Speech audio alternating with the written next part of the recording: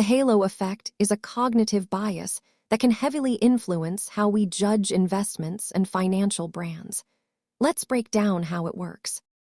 The halo effect happens when our positive impression of one trait in a person or company spills over to our judgment of their other traits.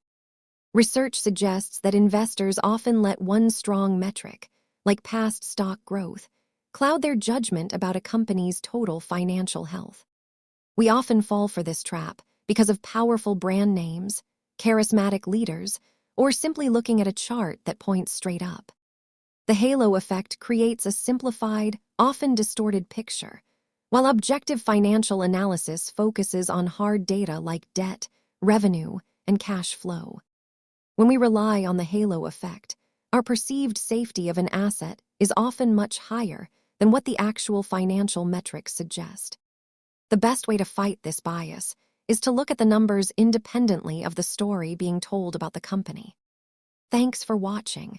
Remember to look past the surface when evaluating your investments. Subscribe for more financial basics.